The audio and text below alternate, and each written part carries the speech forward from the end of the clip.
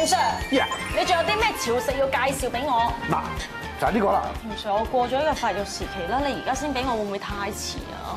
唉，我哋啲編劇思想真係唔好啊。係啊，可以咁樣對白。咪係咯，好在你識嘢多啫。其實要做啲咩功效咧？嗱，呢個咧青木瓜咧，真係佢裏邊咧有好豐富嘅消化酵素啊。又係酵素啊，因為酵素對我哋人體真係太重要啦。咁所以咧，譬如話咧，你個胃經常會唔舒服咧，咁呢個醫胃病咧係好好嘅。咦，我啱喎。係啦係啦，咧會養翻我哋個胃嘅。咁我哋而家要點樣整佢啊？首先咧，我哋就切開佢啦，跟住將啲裏邊啲籽挖咗佢啦。就係咁樣嘅形狀啦，係啦係啦係啦係啦。好，咁我要落幾多啊一次？譬如你可以，譬如咁大隻青木瓜咧，就一半咯。好。一半我哋睇幾多汁咯。我要即係將佢炸晒成汁先，而家。係啦係啦，而家炸汁啦。好。咦，我哋半個木瓜原來炸起上嚟都唔係好多嘅啫喎。係啦，所以咁我而家係就咁就飲得，定係要溝啲水㗎？梗係得啦。得試下，好唔好飲啊？好甜啊！係啦，所以請我估唔哋到喎。啲新界青木瓜咧係好好嘅。青木瓜咧喺中醫嘅角度嚟講咧，佢性質偏涼啦，有清熱生津嘅作用，同時可以健脾益胃嘅。另外一方面咧，佢亦都可以幫助我哋開胃啦，同埋潤腸通便嘅。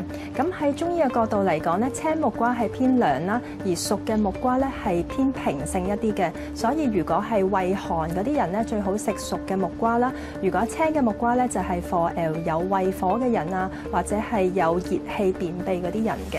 嚴 Sir，佢除咗揸汁之外，仲可以點食佢咧？除咗揸汁之外咧，我哋可以將啲青木瓜咧，我嚟煲湯，煲咗啲湯之後咧，就我嚟沖茶。沖咗茶之後有咩好咧？我哋可以譬如話有時食海鮮食得多咧，咁有啲關節啊、膝頭哥啊，或者啲腳趾要痛嘅，咁啊就對舒緩啲挺咁嘅症狀咧，好有效嘅。咁煲湯嘅話，要煲佢幾耐？嗱，通常咧，譬如一個青木瓜啦，咁大嘅木瓜咧。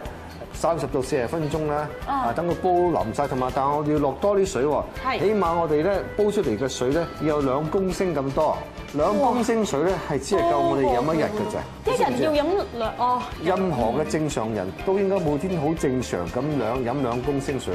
青木瓜水咧，我哋泡茶，泡咩茶咧？譬如龍井啊、鐵觀音啊、咁樣嘅烏龍茶啊，咁都得嘅。因為我哋需要裏邊嘅茶多酚啊。呢幾樣嘢加埋咧，就可以幫我哋改善頭先講嗰啲症狀啦。好，我哋試下味先。